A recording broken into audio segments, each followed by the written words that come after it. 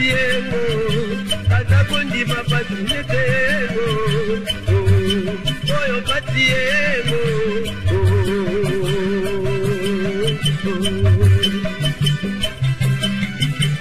Moinda atana patiemo atakondi mapatinetemo oyo patiemo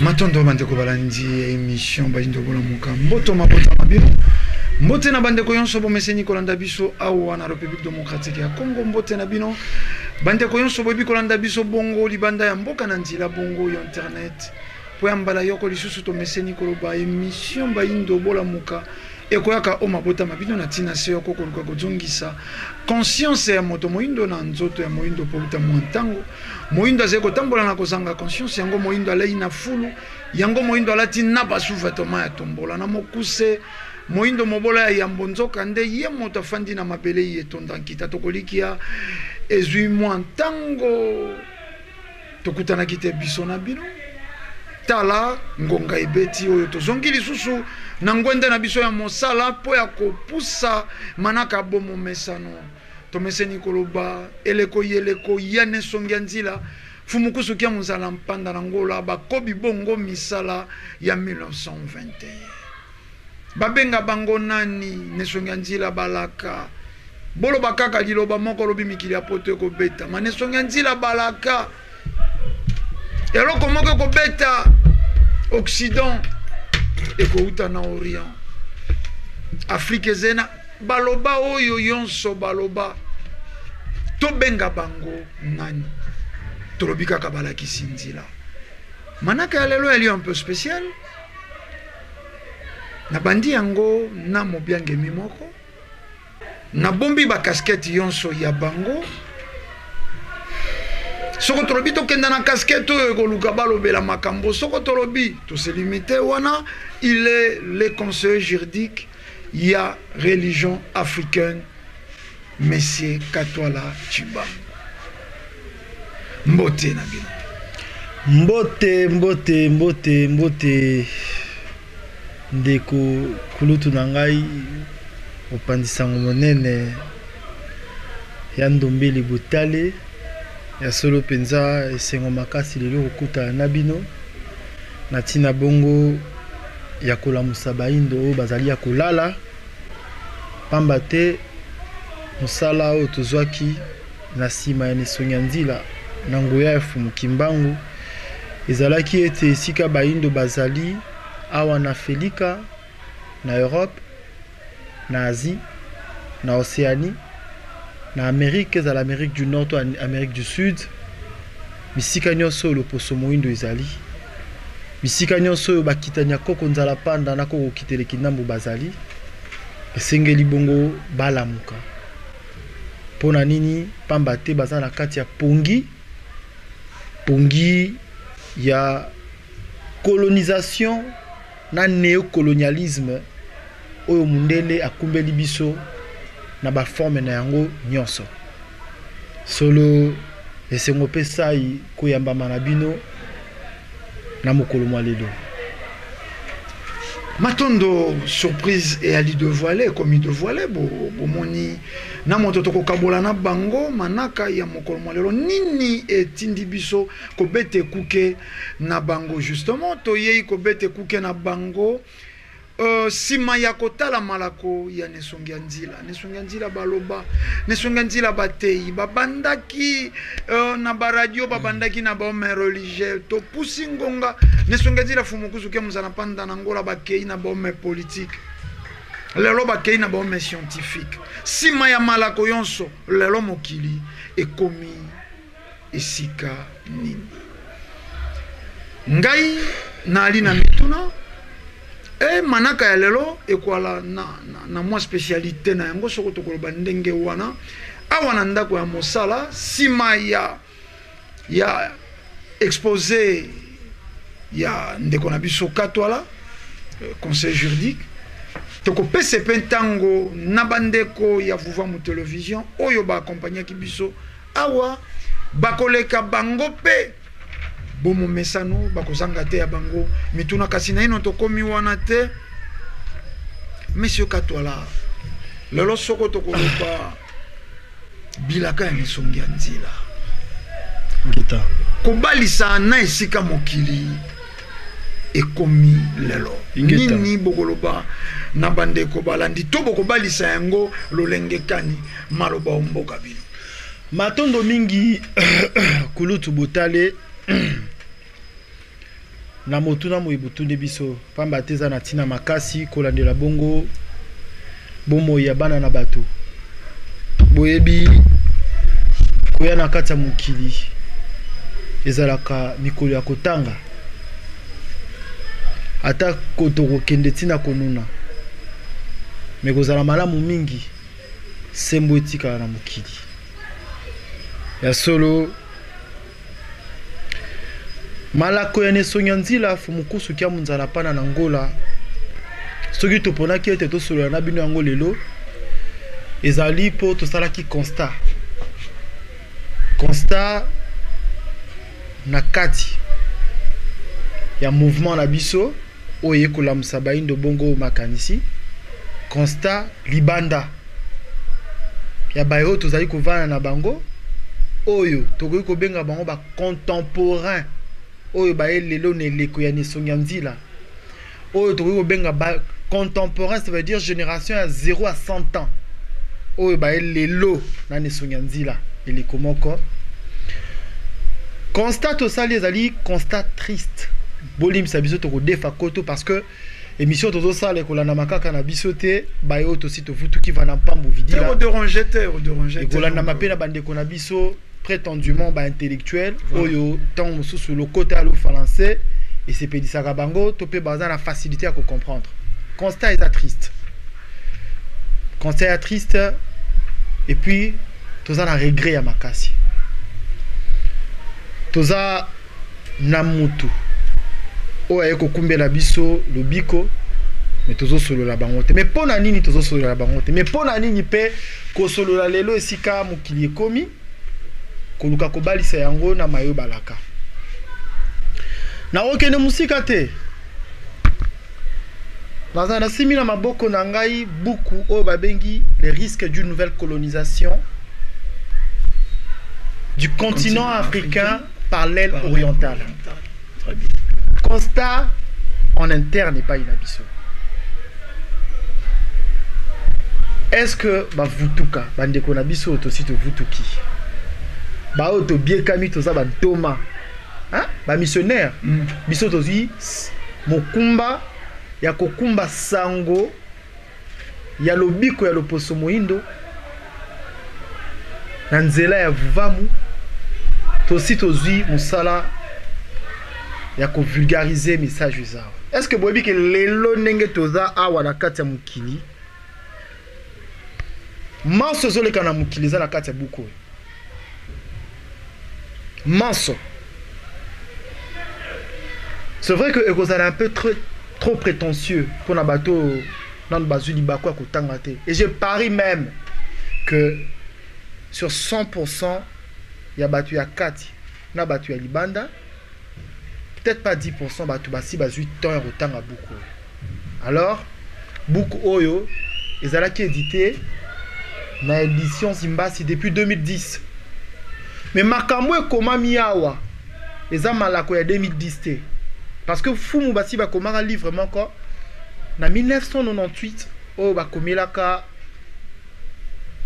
Musée Kabila comment désamorcer l'offensif occidental to éviter soki to lobi yango penza lolenge wana na kati ya mai o wana ne sonyanzila bakomelaka Musée Kabila eza na makambo balobaki kaka pona bango te mais pona mukili lelo tokolingana kosolola na bino moko ya bilaka ebele ne sonyanzila bapesaki oyo babengi bongo le risque d'une nouvelle colonisation par l'aile orientale. Alors, le risque d'une nouvelle colonisation par l'aile orientale, pour Nani Sotolobi que ils ont résumé Mukili Alelo. Torolika mingi ya batu babenga kanesunyanzi la mukobi ya misala ya Fumukimbangu, mais on dirait to benga on a bomesania. Na bomesana kaka mokobi slogan mokobi ya misala 1921. Donc vandi kaka mokobi ya misala 1921. Ceux qui ne sonyanzi la bakozala mokobi ya misala ya 1921, elinko lobanine. Et nous avons que le 10 septembre 1921, tant on Fumukimbangu bazosa la prophétie, parce que prophétie est ani. Et à mon trouble la kabatu. Prophétie, na munoko ya bapaya, ezali kaka ba prédiction ya makambo koya dans l'avenir. C'est ça la prophétie. Très bien. Ça veut dire que toza lelo na 2010, tolobi que na 2018. Na 2019, na 2020, na période Moro Songolo Pakala, Ndakisa, Fumuku Subalobaki, pouvoir dirigeant Yamukili et Kolongwa, na Occident, voilà. Et au vers Orient. Et ça, prophétie, bien sûr. Le Losobokei na kati ya prophétie à 1921, ya Fumukimbangu, quoique Fumukimbangu Balobaki était Mindele, Tope Babikolo, Barotele Mila. Congo, mais le risque d'une nouvelle colonisation n'a qu'à tikunizate. Était Fumuku souté en opposition à Fumukimbangu. Mais ayez le col complément na aussi bango balobaki. Pour na koloba été, ce qui message prophétique ya Fumukimbangu et qu'on a résumé na départ ya ba jeune na Europe. Et qu'on a résumé na appropriation il y a des valeurs culturelles européennes topo occidentales et pas ya biso ba indo et qu'on a résumé na lolenge o bandeko na biso ba kokene na poto ba kokufa kuna mingi ba komona bandeko na bangote mais mokile ko sukela wana te après wana nini ekoya justement parce que Fumukimbangu bazo sala malako na bango.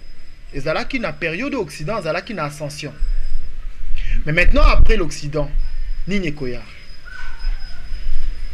Et là koni ne ko sala malobi tangu moyindo akokene na kati ya Renaissance. Yangwana bien otozwaki, il y a le risque d'une nouvelle colonisation du continent africain par l'aile orientale. C'est vrai que le message au fumu ba pesa ki awa na kati ya beaucoup oyo. Et ça qui particulièrement message au bapesa qui n'a venu il y a révérend Moon Tangwaya qui n'a pas tentative naïe à qui s'est présenté le cola le seigneur du second avènement na idée à kolobaye te bango bazali le Christ oyo baye bongo ko unifier humanité kozongi samukile comme moko et bango bazo se présenter le cola le seul Christ. Et comment maki moi mukie na tendance wana kasi lelo il faut donc ça l'évaluation il y a malakoana le risque d'une nouvelle colonisation du continent africain par l'aile orientale. Mais risque zanini na to mekanan ko sala moi to meka ko décortiquer scientifiquement malakoana. Ce qui va bêter les bisous solo balobi risque ezali. Risque ezali probabilité dangereuse. Ce que retient on a le cas ya le kota na biso ezali toloba lokola possibilité est likambo moko ya mabe ekoma. D'une nouvelle colonisation. Pourquoi est-ce que balobi une nouvelle colonisation? Parce que tous a déjà colonisé voilà. Par l'Occident. Si on va préciser le risque d'une nouvelle colonisation par l'aile orientale. Mais Orient de Nini. Parce que Batubalo Barakaka, Orient de Nini. Tant Bazoloba, aile orientale, Orient de Nini. En réalité, Mukilo Torofana Nango Lelo, ezali mokili oyo mundele asali parce que mundele na mokili na asali apesi pe bamboka bakombo na ye neti biso apesi biso Afrique amibengi Europe babengi kuna Amérique babengi kuna Océanie. En réalité ressortissant ya Asie ressortissant ya Océanie bamibengaka bongo te babengaka mabele na bango bongo te. Mais en réalité soki lelo bakobenga Orient définition nango simple ezali le pays de l'Est. Pays de l'Est ça veut dire pays ya Est ya Occident. Orient yango moko euti na latin oriri olingi kolakisa s'élever. Alors bamboka nyonso bazali esika moi elamukilaka donc lever du soleil est nde babengi bango Orient. Alors pona bango occidentaux Orient ezali pays oyo ezali na est na bango donc Asie. Et kuna na kati ya Orient vous retrouvez Orient du Nord Bazali, Orient du Sud Bazali, Orient de l'Est Bazali. Bon, tout le bas Asie du Nord, Asie du Sud, Asie de l'Est, Asie de l'Ouest.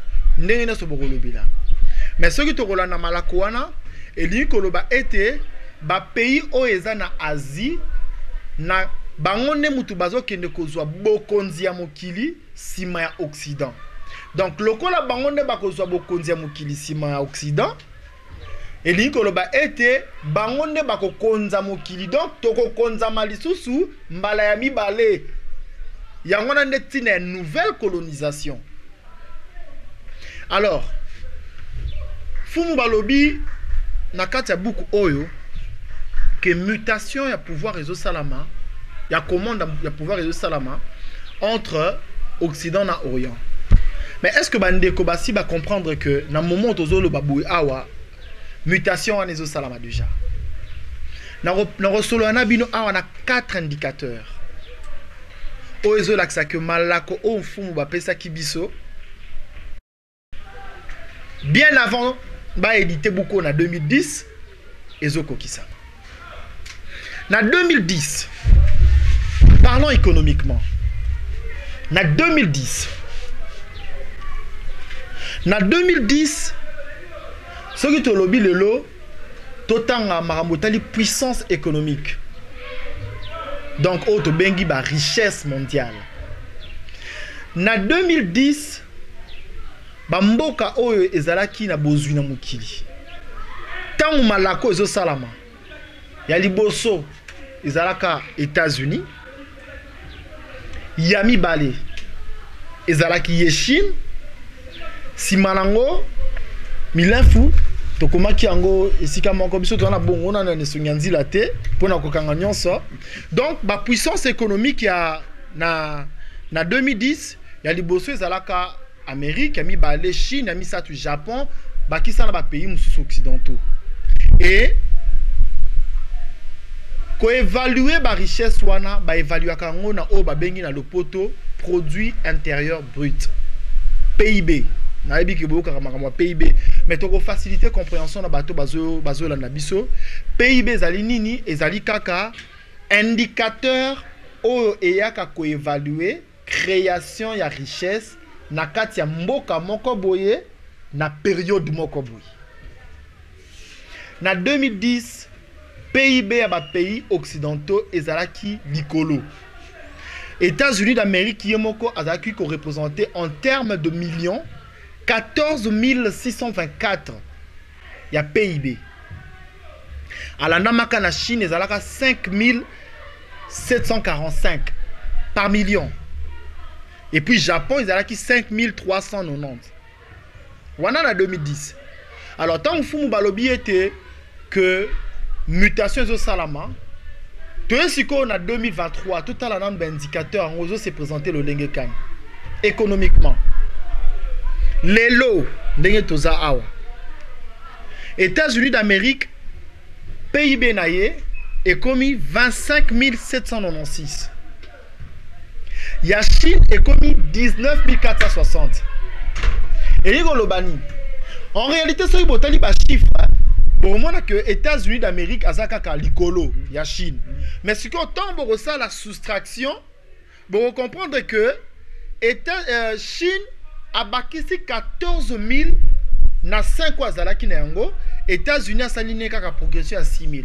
Ça veut dire que dans la période il y a 2010 comme à 2023, la Chine a travaillé doublement plus que les États-Unis d'Amérique. Indicateur ya liboso na économie.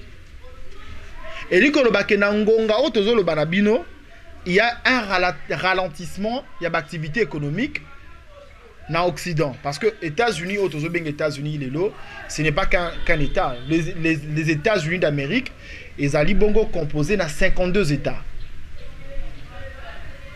Tant que nous sommes les États-Unis d'Amérique, donc nous avons 52 États.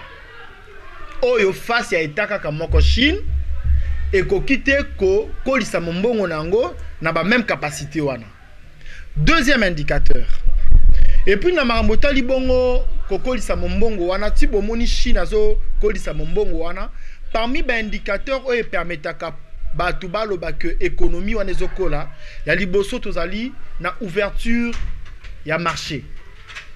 Deuxième élément ezali par ya mboka wana na importation mondiale. Troisième élément ezali par ya exportation ya mboka wana na kati ya mukili. Et quatrième élément ezali ba coopération zo sala. Ça veut dire dans le moment où tozo lo baboui. Chine a très ouvert dans le monde que les États-Unis. A une très grande part importation dans mukili. A une très grande part exportation dans mukili.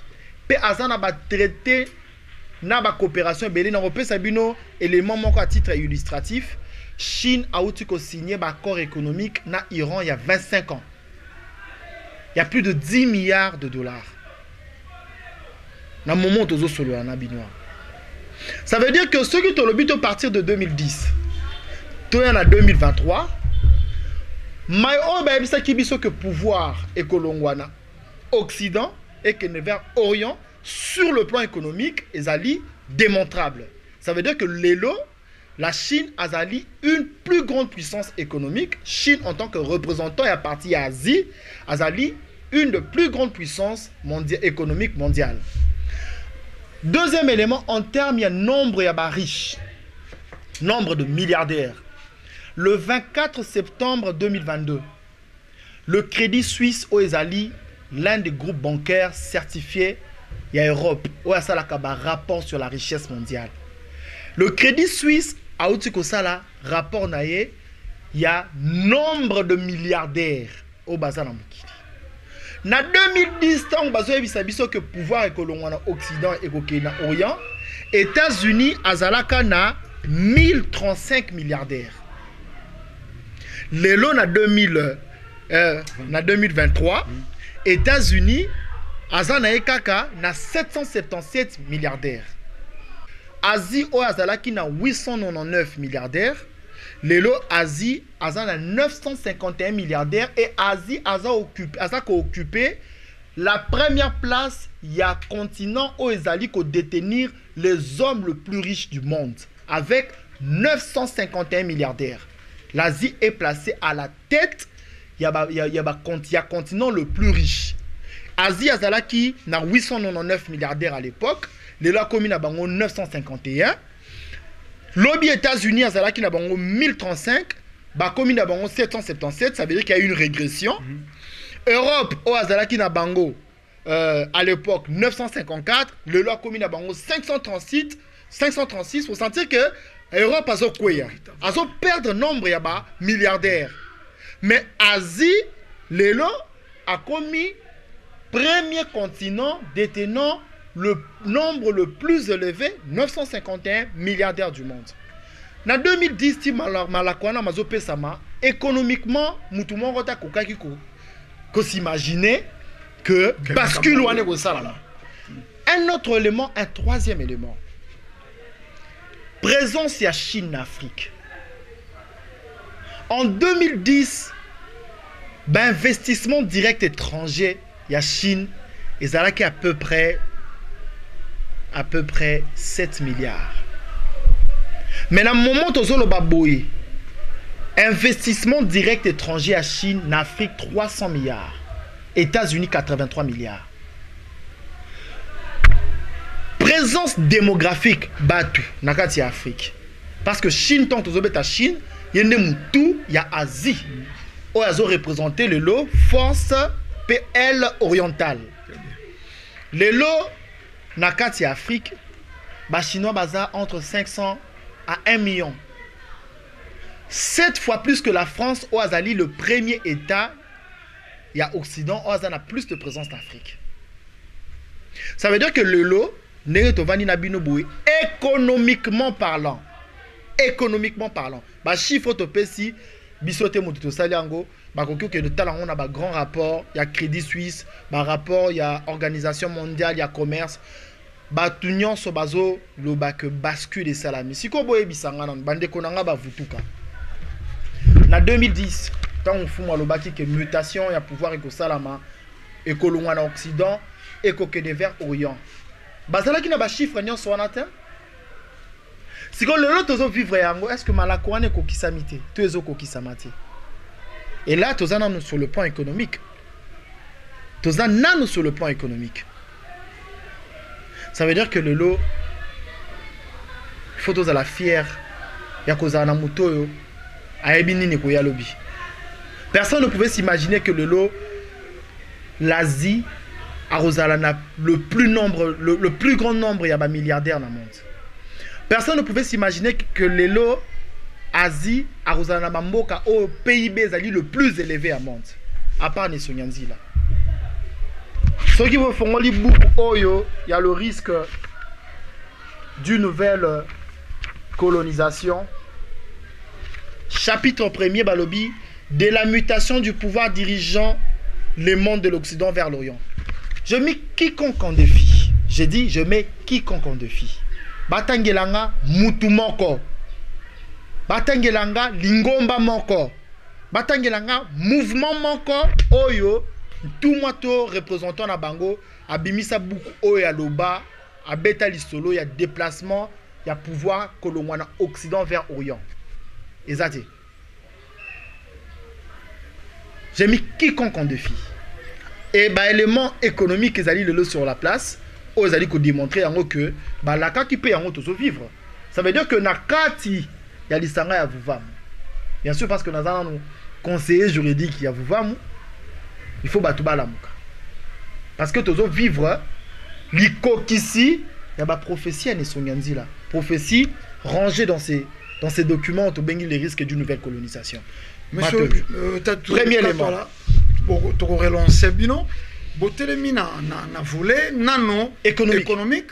Pour la qui ça que Nesonyanzi là déjà ba gagné Paris wana o balakaki yango et ali koko kisama. Même dans le secteur wana yamboto avancé. Est-ce que boali rassurer n'enge boali wana plateau que baye yakati ba comprendre Nesonyanzi la to ba comprendre mokanda oyo pour ne pas chuter batonano ya libanda. Tolobina non ba guerrier combattant ba bunjo yo ba bundaka na kati.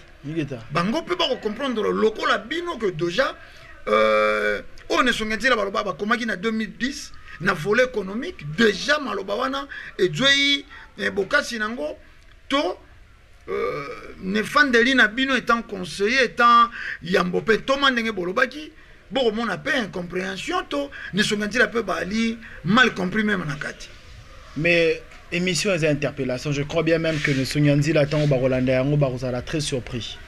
Barozala très surpris parce vraiment que toi visa qui bangote mais je pense que tous en a devoir il y a quoi interpeller dans nous bande konabiso na kati il y a cause à la mauvais contemporain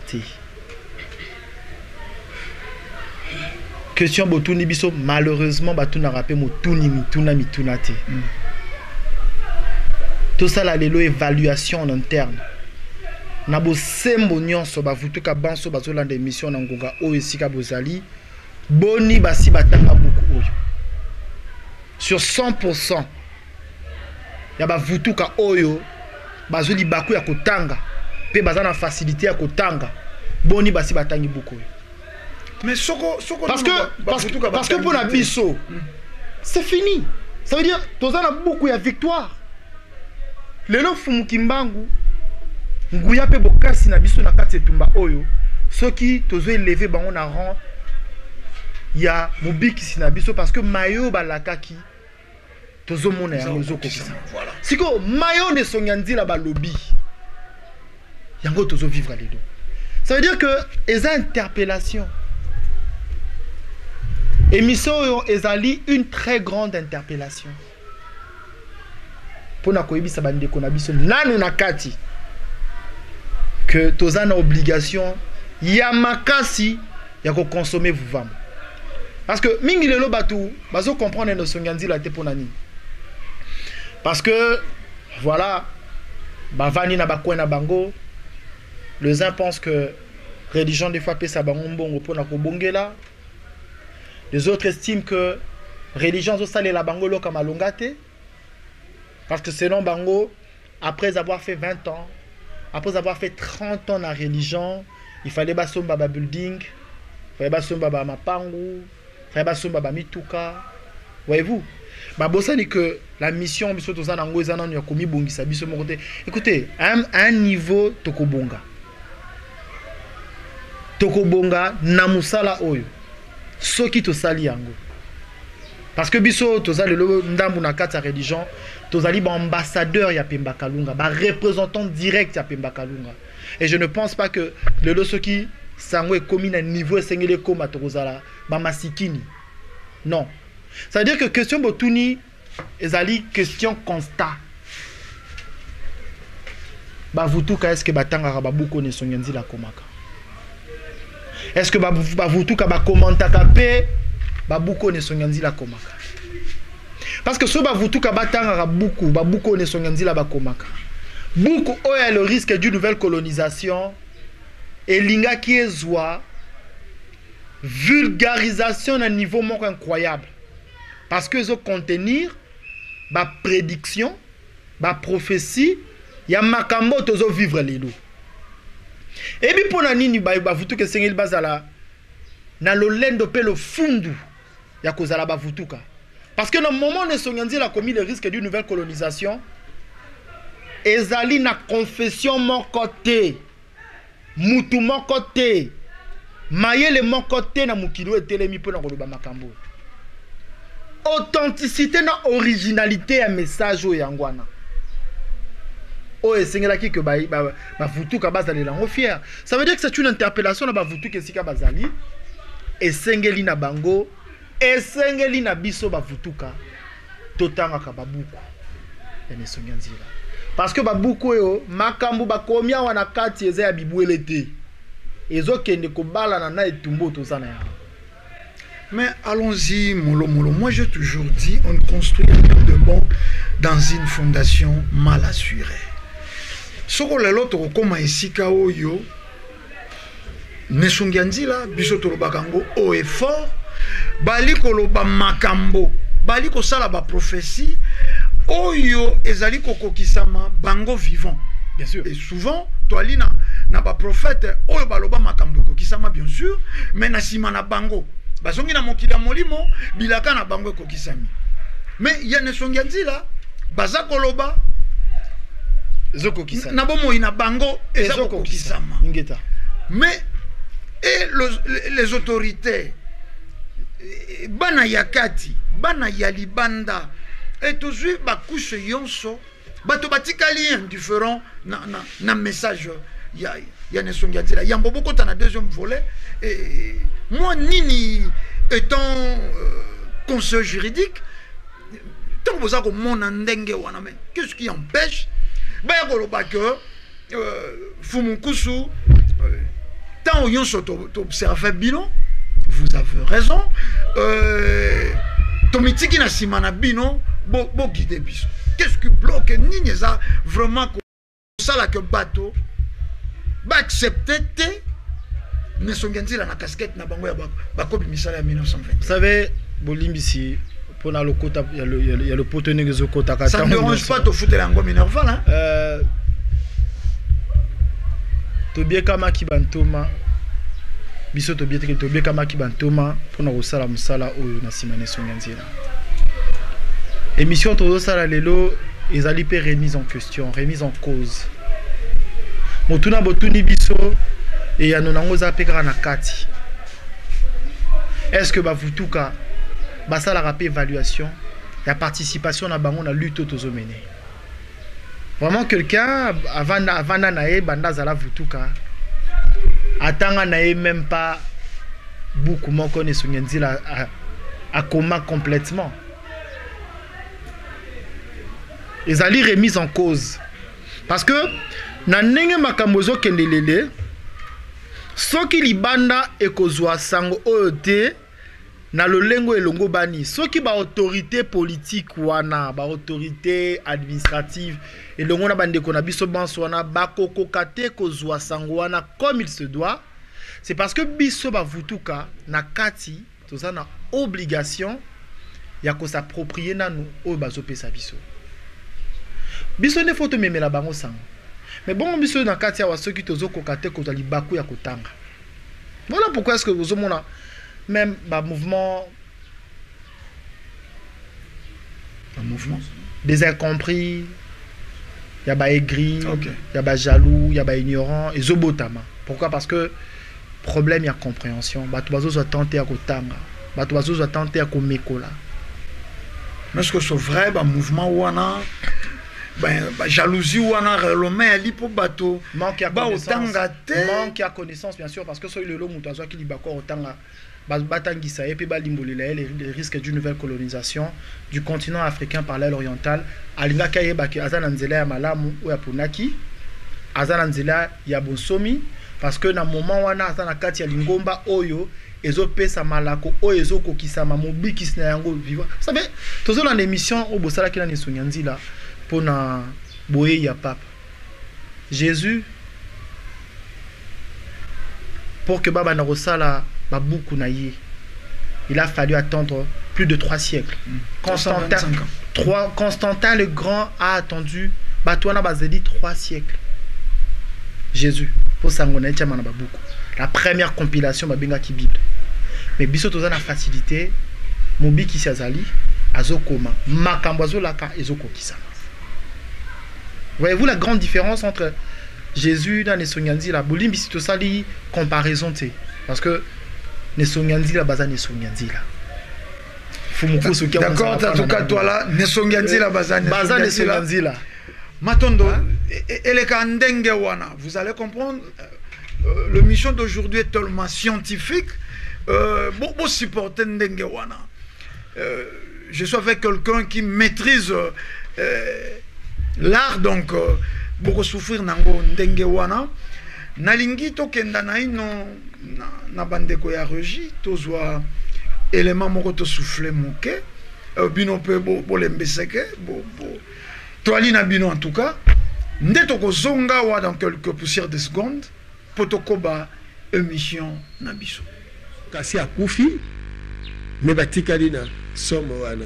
Est-ce que bozomona ba asiatique bazobanga lisusu ba américain na ba européen te sofe bomituna bona nini mindele o lobi bazalaki soki balobi kaka na Irak boye pa bake basala bazongisi boye melelo Corée du Nord al donc atie bango pena musuku tie ke ko coller bango na mir e ba américain tina lelo ba osete ba mekite pour pousser na ta pembeni et puis ba européen ba puye bango te ka bande ko na bango te autant eza wapi lelo po basala coalition bakende ko attaquer Corée du Nord ndenge batakaki Irak basala ngo pe lisusu ndenge basala ki na Libye basala ngo pe na Corée du Nord poto ndima bango ke bazo continuer koza la grande puissance. Maintenant nous sommes de retour la kaki bino na dobi que émission ya lelo et voilà un peu particulière, donc ndenge na ino bo mesana kolandela ba ino bola mukate awa bomoni ndenge tozongi na plateau ndeko mopepe to monamo bango pe bazali na ya bango motuna ndenge tolobaki émission ya lelo kosimba mingi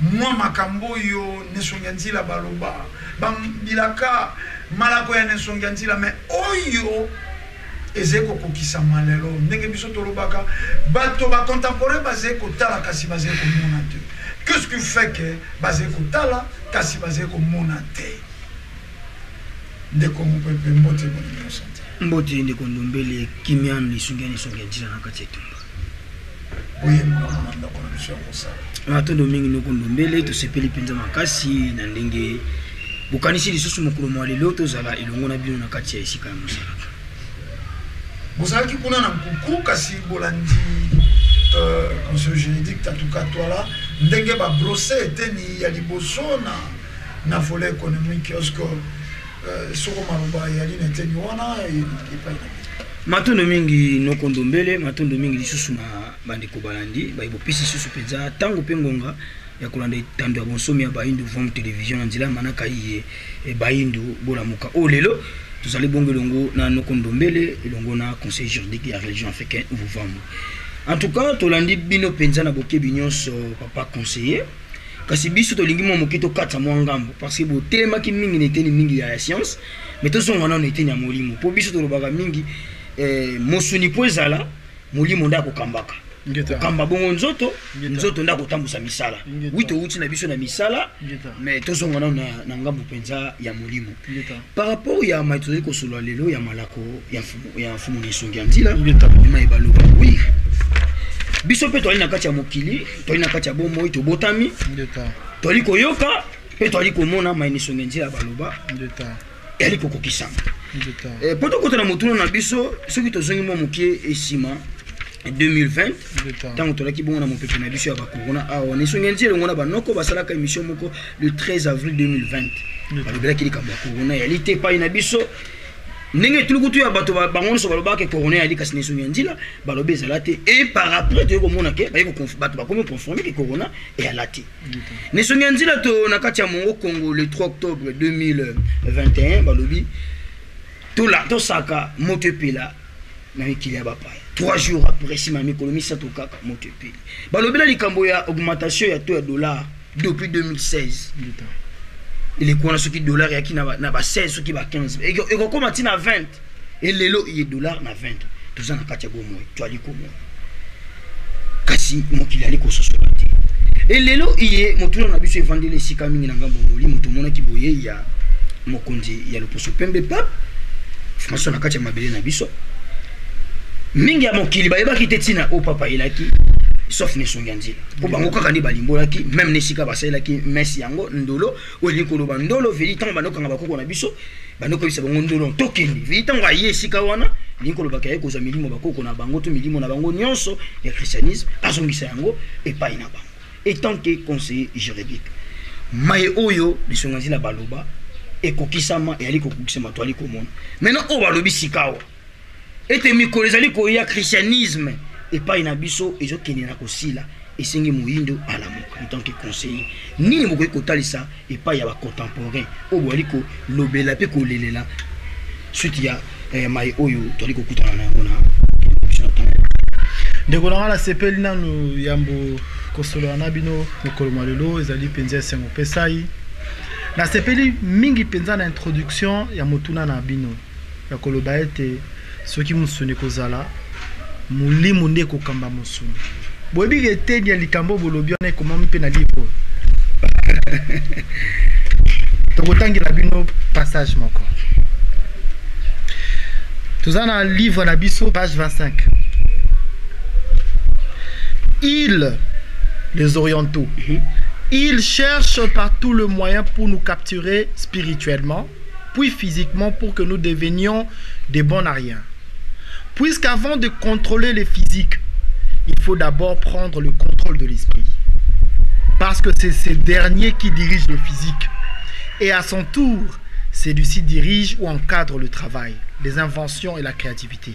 Alors, si l'esprit est en captivité, le physique ne sera qu'une simple marionnette, d'où le travail ne profitera qu'à celui qui a capturé cet esprit.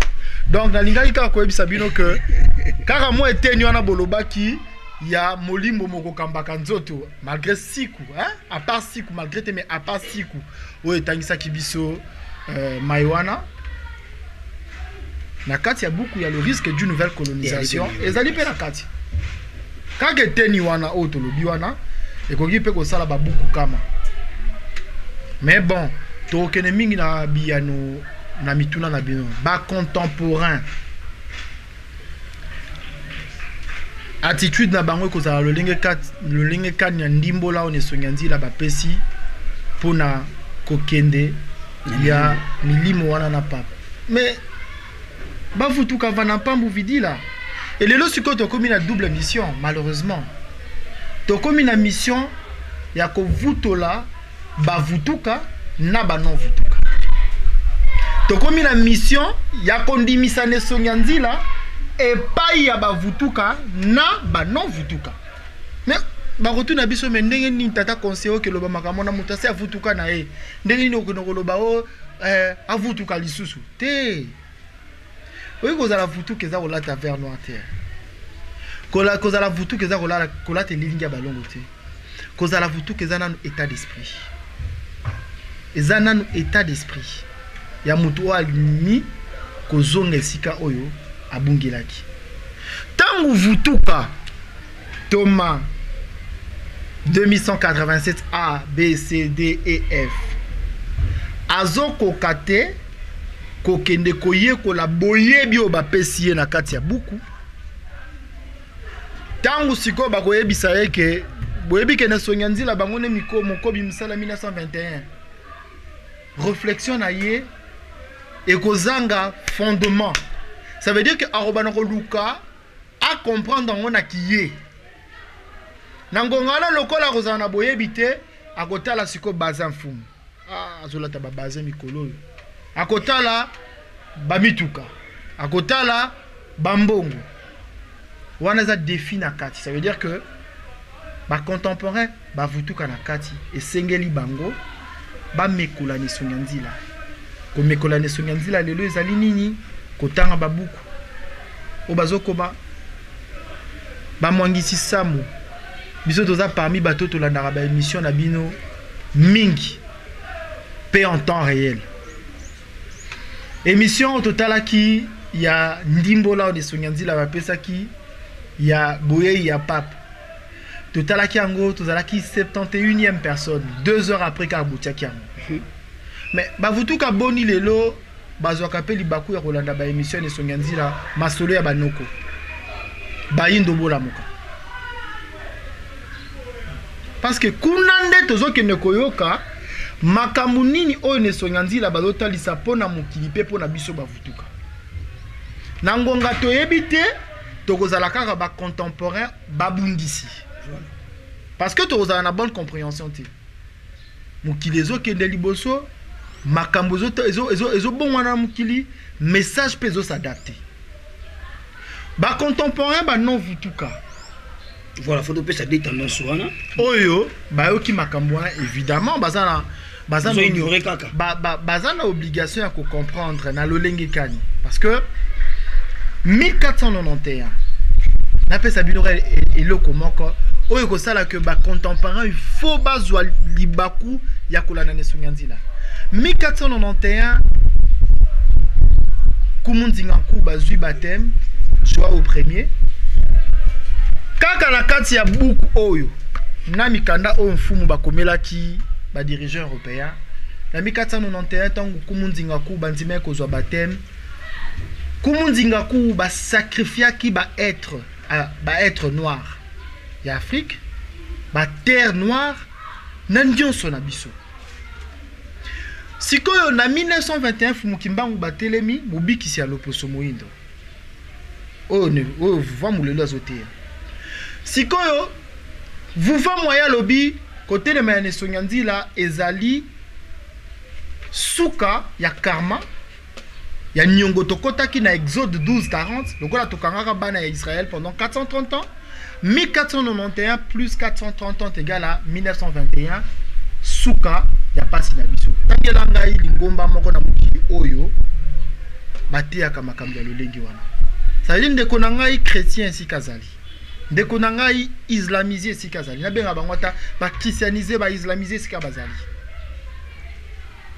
bazana obligation ya koya pene na biso pona nini po sikoyo awa ezali masolo te ya tokokende sika makambo ezalaka te tokokende lo lesika lo les alaka yebanité mais awa bazo pesa biso avec précision ba si bino que 1491 baptême isanamaki 430 sili fumukimbangu batelemi seule confession seule religion na mokili ozo pesa ba calcul avec précision eza religion africaine fumukimbangu mobikisi ya baindo l'incontestable religion africaine tina yango wana esengeli baya pana biso po baya koyekola bofumukimbangu po moi précision pe moi moke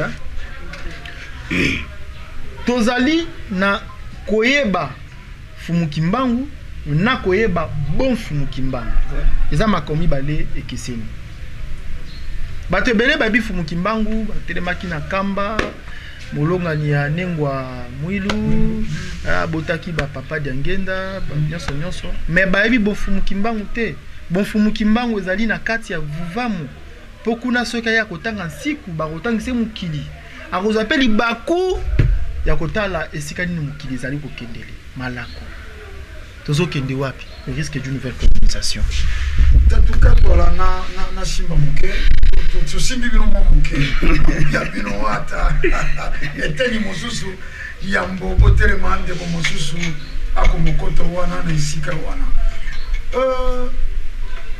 ngai ntango bakoloba tobango toali na problème particulier te na élite intellectuelle bien sûr mais ali on dirait esika oyo bali na poche de résistance koleka basecteur nyonso mais lelo langue Voltaire langue française ali lokola synonyme ya mayele moto akoki koyeba nkasa oyo bakotia moto mbeli te ozali na hernie alobi na yo twa nkasa oyo tout asangisana oyo mela obiki na hernie moto akoki koyeba maladie moto abelaki motu babeti enkelo na zolo maladie ya motu esili soko moto wana yebi français te il est inutile ali moins homme tant que mosuti lokola ni songenzi la pe bamilokela ngambo balobaka bango basuka na 6e primaire tant mosu yango te dobi ya itumba na bango na élite intellectuelle na bome politique na ba contemporain bandela ki wana te autant mosusu moi je pense soko balaki moto ya ba veste cravate soko balaki moto ya ebele ya ba littérature soko balaki moto ya ba parfum ya mokili wana to yebita mosusu même bome politique lolo bangaki ba ya for bango ba intellectuel ba mine bino bokoto ya kabulingaki bozo bango lokwa référence bato baza ko kende ko défendre bato sena bango bangaki ba bazwa nesonyanzira lokola moko ya référence ya boyebi na bango metant mosusu po ba milukela makambo baloba que bango batanga na bango te basuka na 6e primaire yango wana tant mosusu baza dans les oubliettes. Non, boyebi soki élite intellectuelle kanisa bongo tokoloba na monoko ya bapaya soki élite intellectuelle ezozela nesonyanzila bazwa bathèse basala bathèse badoctorat basala bagrosse études oyo mundele ayaki na yango soki élite intellectuelle africaine ezozela po ete bandima nesonyanzela esengeli bango bazwa batitre wana oyo ya kelasi ya mundele ekozala oyo tokobenga na lopoto la plus grosse erreur parce que nesonyanzila bazali tout moi tata mokili batileli biso mpona koya kokuba misala ya kimbangu en 1921 lelo jésus-christ oyo azali mobikisi ya baisraélite est-ce que lelo élite wana oyo ekendaka kofukamela un jésus imaginaire na église bakoki koyebisa biso soki jésus asala quelles études mais lelo bazo fondé kondima na bango sur la Bible oyo ezali kaka compilation ya masolo bayoka mpona Jésus. Mahomet oyo azali lelo centre au cœur ya religion islam. Mahomet aza na thèse nini? Bouddha aza na thèse nini? Bayebana banso baza na ba thèse nini? Le plus grand sauveur de la race noire, le seul et l'unique, l'incontestable, l'incontournable la grande puissance Fumu Kimbangu bazana thèse ni mais batika malako esika oyo ba élite wana bazalaki bakokaki te koloba pe mayo tozo vivre lelo na mokili na biso eza malako ya Fumu Kimbangu oyo batika ka l'époque ba élite wana bazalaki mais il faut pas ko benga bango ba élite parce que bakoki ko benga ma élite te tout ce ba on ne so benga ba élite en Afrique na ba élite te Afrique na ba élite te parce que élite ezali dimension après excellence tant bazolo ba élite africaine tous kaka échantillon Congo na biso par exemple ba juriste est-ce que vous pouvez aussi imaginer que na ba juriste ba professeur nyonso bomona il y a droit à ba docteur en droit et tout ça là hein ba professeur qui gagne ba grand docteur en droit ba grand juriste mboko est-ce que bino boyebi que constitution mboka na biso za na copier coller à constitution en France siko aza élite en France mutabongo le représenter na mukilo kwa élite siko comparer na muto siko ebisi bino que pouvoir réussir la mutation de l'Ouest en Occident que na Orient avec des preuves aussi palpables siko faut muto rotia bango na dimension pour faut mbaza plus que savant ba élite bozo benga ba docteur en droit wana mibeko ekambaka mabala pa na biso hein mabala ba kombo fiançailles succession ezali copie conforme ya code civil belge so ibaki pena ba élite esingelaki na bango bakela ba mibeko oyo ezobalana na bobiso siko bobenga bango élite pourquoi bandeko na biso ya ista na lingaka bango mingi ba ingénieur na lingaka bango mingi mais baza ingénieur en fonction ya nini ingénieur ou réparateur d'abord kopesa bango na kombo wana te ya élite parce que bazo inventer le côté bazo kele le côté alors to benga bango banani bayebaki kotanga mayele ya mundele na lopoto bandeko na biso wana soki lelo bazo développer résistance ezali biloko mibale ya liboso ignorance ya mibale orgueil parce que bazo s'imaginer quand ndenge bolobi que mutu lokola ne sonyanzila oza na ba thèse ya doctorat akoki kopesa bango te makabo esengeli basala mais babosani que Jésus basambelaka aza na thèse te ignorance parce que bayebi na bango te mukili ndenge ezotambolela na ndenge nini tata mukili na pesa bino un exemple banal dans le barabongo président Kassavou aza na niveau ni d'étude président Kassavou président Mboka RDC au cœur de l'Afrique président Kassavou aza na niveau d'étude nini président Mobutu aza na niveau d'étude nini avant azwa bokonzi Mzee Kabila baza na étude nini niveau d'étude nini avant bazwa bokonzi président Joseph Kabila Kabange président Kabila Kabange baza na niveau d'étude nini avant bazwa bokonzi na mboko président Félix président Tshisekedi Tshilombo bazalaki na niveau d'étude nini avant bazwa bokonzi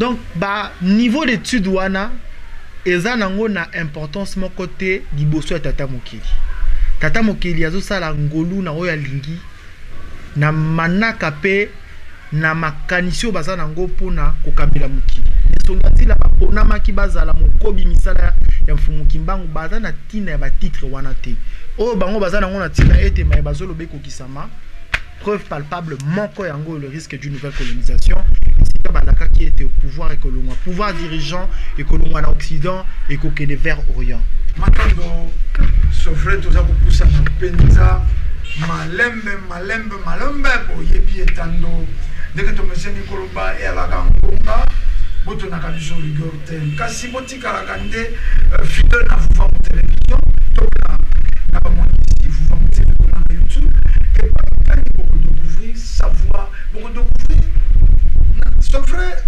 nalingaka peu de fois na sorne ne songeti la bali mutu ya ndenge c'est-à-dire makambo yo naokaka bato mosusu aleki na etando ya mikumisi mesunga nzela basalaka yango plus momona baboyi ezala commentaire yango bookaka na vuvamu bana nesongi ya nzela bapesaka témoignage te na kozongela masolo wana mikolo ezali koya ndeko mopepe soko motune ali en tout cas na mwa lombango peut permettre pe bandeko mosusu bakota potoza mpenza kokusa matono mingi nokondombele mpenza te na esika to bandela lisusu pamba te esika bobandelaki na esika tokomi toloba presque bobrosser maimanso esengelaki koloba makasi biso toyei kotalisaka kaka na bandeko balandi yango ya kotika bongo esika ya mosala nokondombele ntango bomituni bolobi boyebi te toloba na esonga nzila bali nani te biso tolobaka na esonga nzila bali lipamboli mpe likabo monene oyo tata mokeli apesa biso bayindo kasi lokola biso bayindo tolingaka kaka tosuka voici l'homme qu'il fallait na ntango moto ali te nde esika totombola ye nzoka na ntango na esonga nzila bazali moment opportun yango na biso baya ntango eleko na ye na mayeba loba bazali koloba ezali kokokisama mais pourquoi pas toyoka totosapitola tolobaka soki tokwala nsima na bango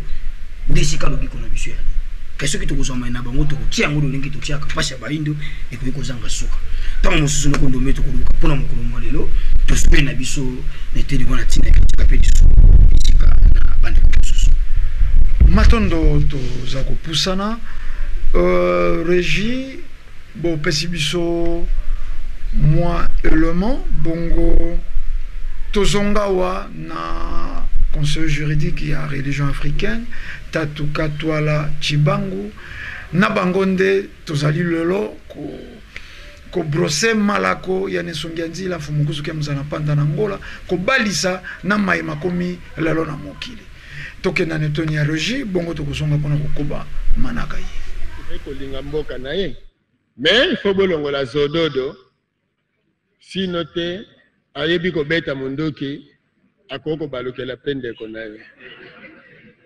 makasi botondi na bandeko ya ministère ya santé bino pe bokokumba makambo ya ba commission pamba te santé ezali bomo ya bato biloko ebele ezokota awa ezali kobala na te na bomo na biso eza kokumbela biso ba maladie ebele soki bokoki koinstruire ba minganga d'abord munganga alongwa na molimo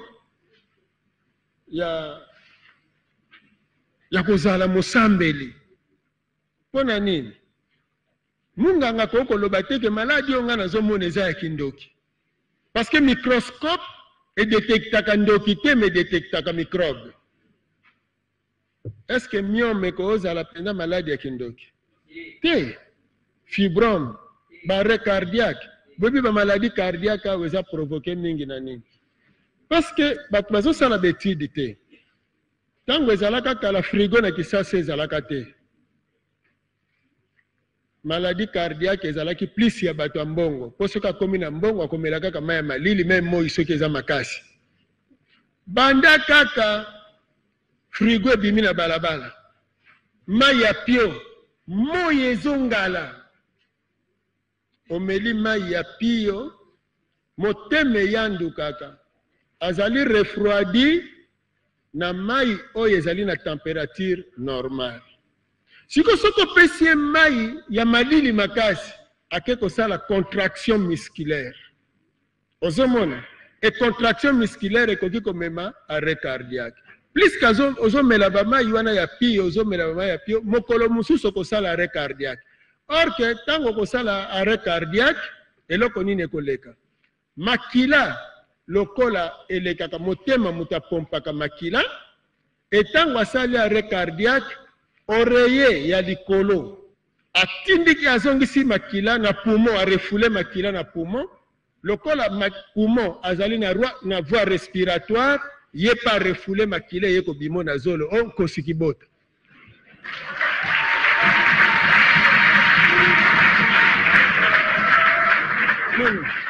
donc maladie obolobi ke babeti eki bota na bandoki ezali maladie scientifique système baby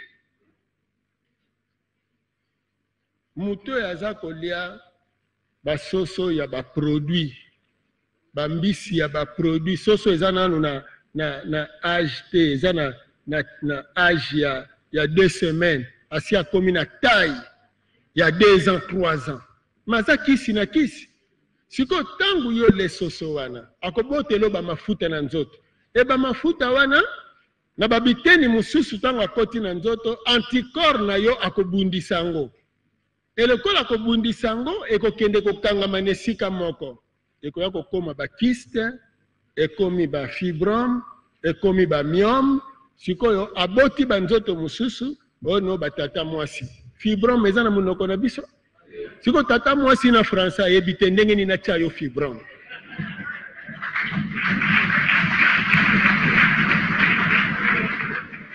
donc bino kuna na santé bosalela biso makasi statistique ezala po totala na to ya mortalité na to ya bamaladi toluka bacause na yango ekopermettre biso ete tokonsome local biloko baloni na baengrais chimique ezali danger parce que ntango boloni ndunda na engrais chimique ndunda azopesa biso fer wana ezofacilite koalimenter globule rouge pour produire makila et puis alimenter anticorps sikoyo ndunda akoli na taille ya mulai azana na fer na kati na yete engrais mutekomisi ebongo tangu yo le plus que tozolia biloko wana ekoya kobota nini affaiblissement ya globule rouge nzoka globule rouge faut abanda ko produire makila ebele lokola aza na carence wana ya koproduire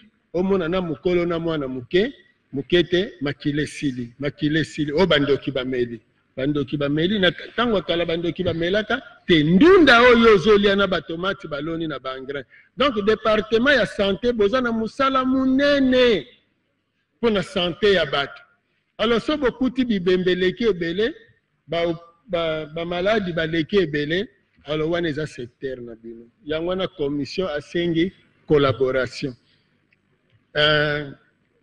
toboyiki intellectuel te kasi tondimi intellectuel ezonga na bokoko ndenge moko na badepute basala mibeko ya bokoko ndenge moko na biso banso nde bongo lisusu totondi bino botondi matondo bandeko balandi ndenge torobaki tozali kokoba torobaka bolandaka biso sans tendance et sans parti pris posoko boali kolanda biso avec tendance to avec parti pris ekotungisaka makanisi na bino bokokoka te kosimba mayantine ezali kobima nesongi ya nzela balobaka na pole babandaka na radio tango wana na RTNC tokei na bane 2001 bayei na RTKM epai kani bazali koteya belobiko ya loposo moyindo biloko yonso yali na bamission radio ezali na bamongisi Vuvamu TV kuna na YouTube un message sans contradiction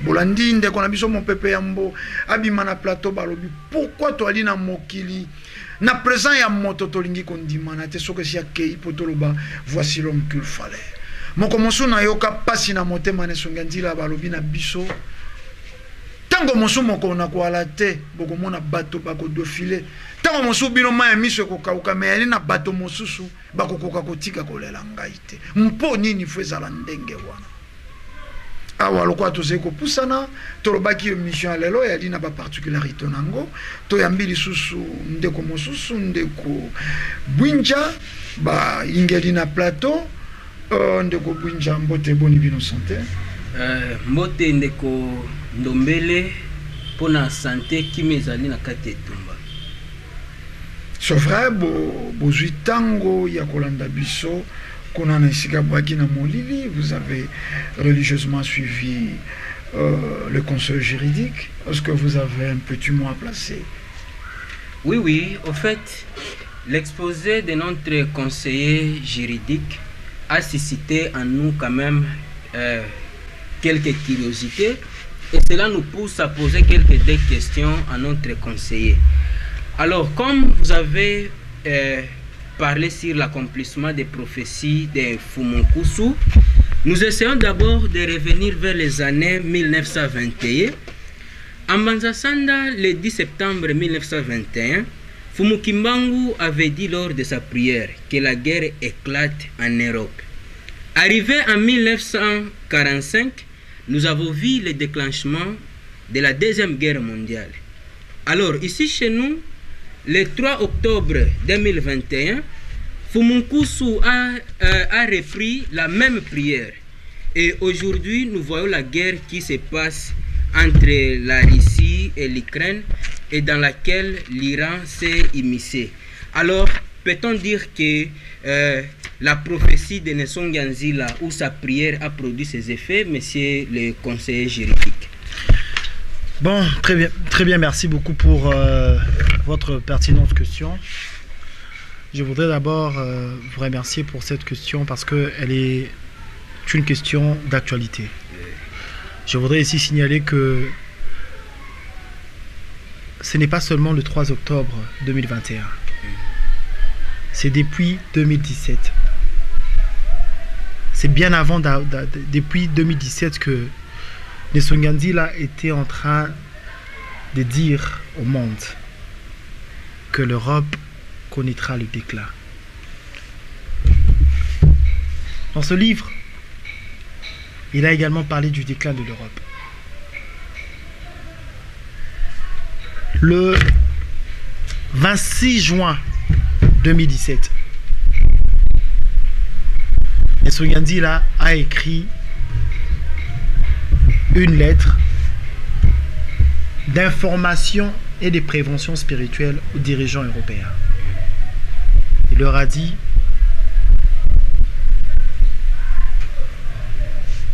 Nelson Ganzila a donné 12 recommandations aux Européens. Il dit: vous devez laisser les Africains libres.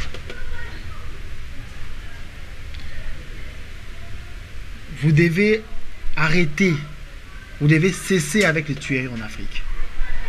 Il y a 12 recommandations. Si vous ne le faites pas, ne pensez pas que le fait pour l'Afrique de ne pas avoir des armes plus puissantes que vous ferait de vous des éternels puissants.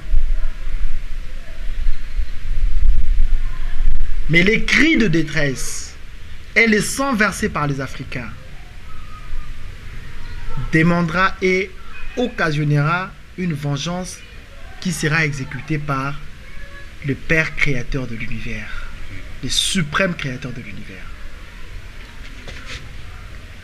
Le combat aujourd'hui entre la Russie et l'Ukraine, c'est justement le combat entre l'Asie et l'Occident. Je m'explique. La Russie actuelle occupe 75% de l'espace géographique en Asie et 25% en Europe. Voyez-vous? Ça veut dire que la Russie est majoritairement installée en Asie du Nord. Le combat qu'oppose aujourd'hui la Russie et l'Ukraine, ce n'est pas le combat entre la Russie et l'Ukraine, c'est le combat entre la Russie et l'Occident. Et lorsque nous prenons l'Occident, vous prenez les États-Unis d'Amérique, qui est composé de 52 États. Vous prenez également l'Union européenne, qui est composée de 27 États. Vous faites la sommation, ça vous fait 79 États. Ça veut dire que la Russie, Donc la Russie fait face à 79 la seule États. Russie fait face officiellement à 79 États. Alors s'il faudrait ajouter les autres États, parce que j'ai appris que on a diffusé que le Maroc a même soutenu l'Ukraine, il y a d'autres États du monde qui soutiennent l'Ukraine. Ça veut dire que la seule Russie combat aujourd'hui contre l'Occident. Ça veut dire que la Russie qui est en Asie, qui est militairement fortement armée, combat contre l'Occident. C'est-à-dire que c'est le combat entre l'Orient et l'Occident.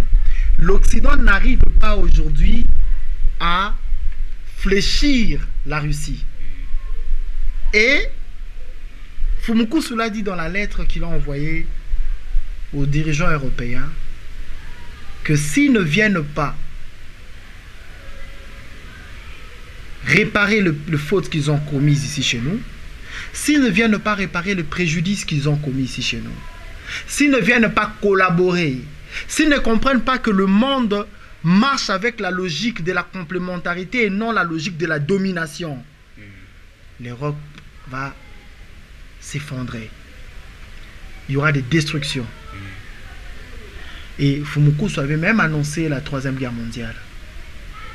Ce que nous sommes en train de voir aujourd'hui, c'est une 3e guerre mondiale sous un autre format.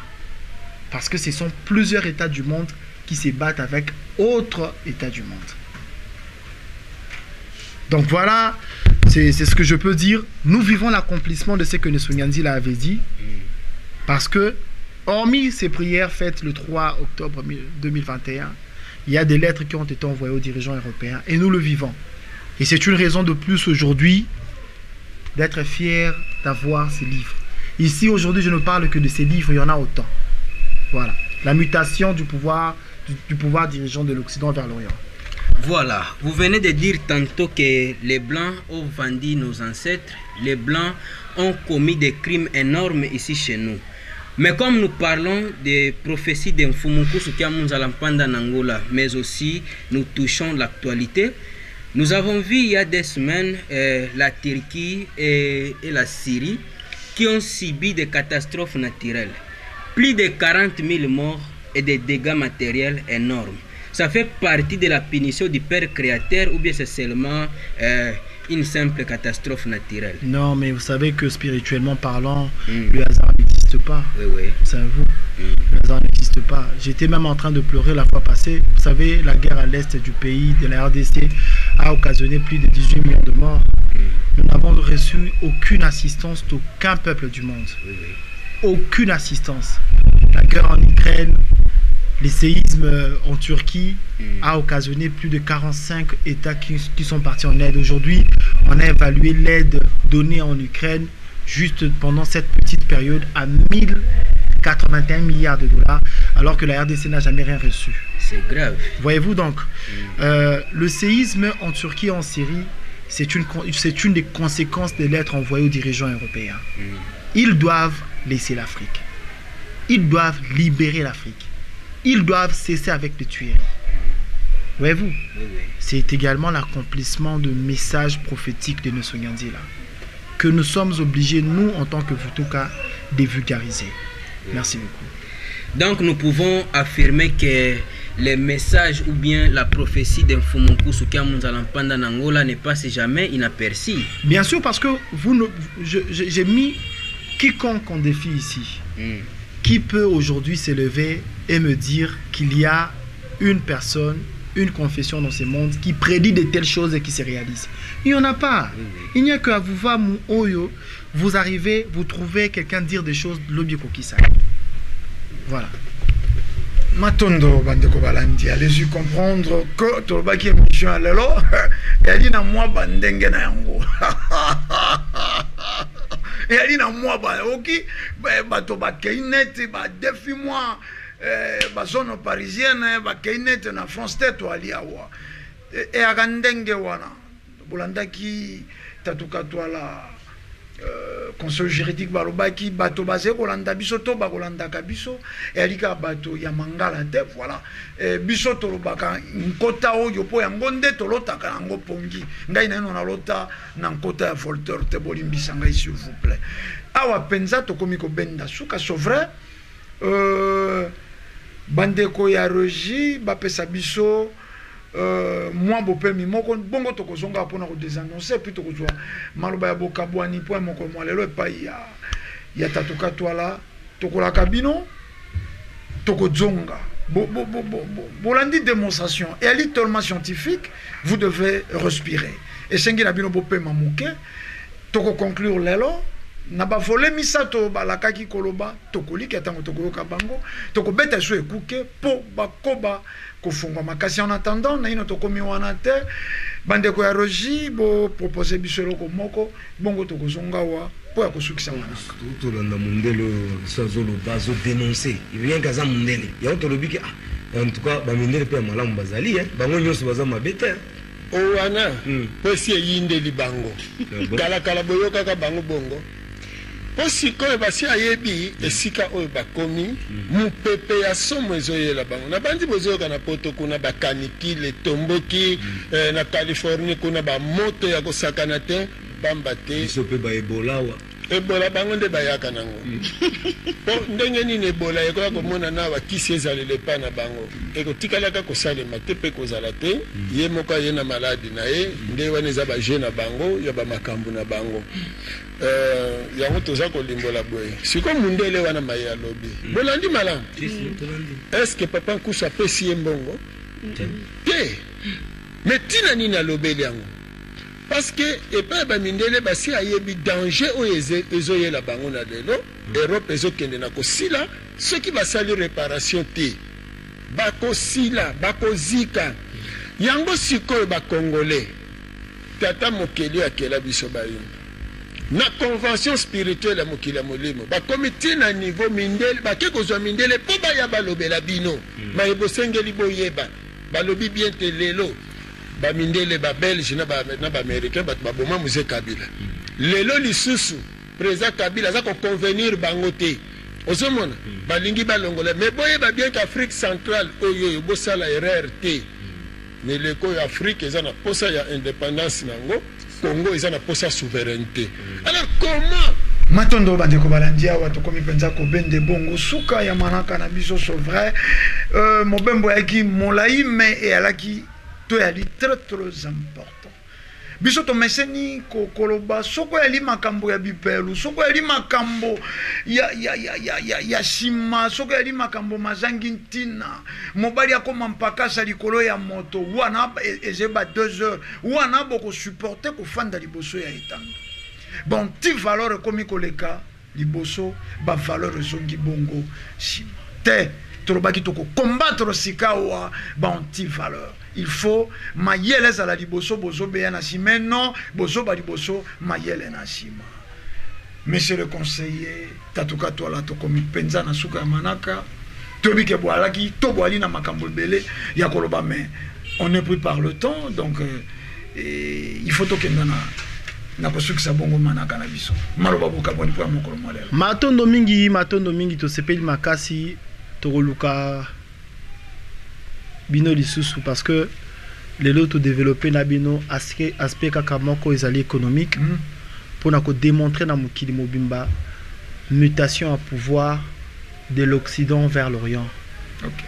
Lobby Occident azalaki na produit brut intérieur koleka batunyo son na mokili. Lobby Occident azalaki na le nombre le plus élevé il y a un milliardaire dans mokili mais les lots tendance soit les changer Asie a commis les continents où azana ici le plus grand nombre de milliardaires Asie a commis la plus grande puissance économique à mokili Asie parmi les 10 tours le plus haut ya monde non seulement awanakati ya beaucoup na biso babetaki lisolo ya Burj Khalifa au ya Émirats Arabes Unis sur le 10 tours le plus haut du monde Asie a 9 tours na yemoko et Chine a 5 tours le plus haut du monde États-Unis kaka moko et 6e toko développer en émission ekoya okay. Parce que tous en makambo toko na mamotali construction na nyonso économie na domaine militaire na domaine diplomatique na domaine politique pour na kolakisa batu tina ya buko ne songanzila bakomaki il y a les risques d'une nouvelle colonisation par l'aile orientale. C'est tellement sérieux que il faudrait biso ba vutuka en interne totanga buko to vulgariser message aux anakati il faudrait ba contemporain bandeko na biso tozovana na bango baeba que mokobi misala ya fumukimbangu baza déjà na terrain baya kofutuka elongo na biso to kende kopanza sango oyo kosala ete bandeko baindo nyonso ya mokili bazwa lobiko lisiko to bima na colonisation et puis to éviter une nouvelle colonisation matondo bandeko balandi tobendi suka ya manaka na biso tolobaka emoni liso ekotoboloko liso te botikala scotché na vuva mu television etando ya bwanya pe ya mayele etando ya bonsomi ya baindo awa nde esika boyebi pe bwanya ya baindo efandi okotika mwana mokolo mobimba na etando akotikala kotala bosoto te akotikala kotala bozoba te bisotolobi kimia ya fumuki mbangu balongo pe bankoko ekoba kobilo mabota mabino tokutani mbala ya sima pona manaka isusu matondo mingi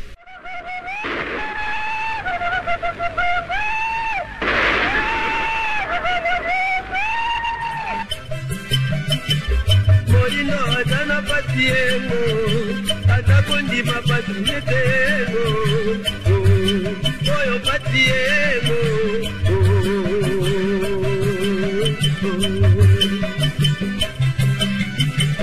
Molino atana patiengo atakondi mapatiengo oyo patiengo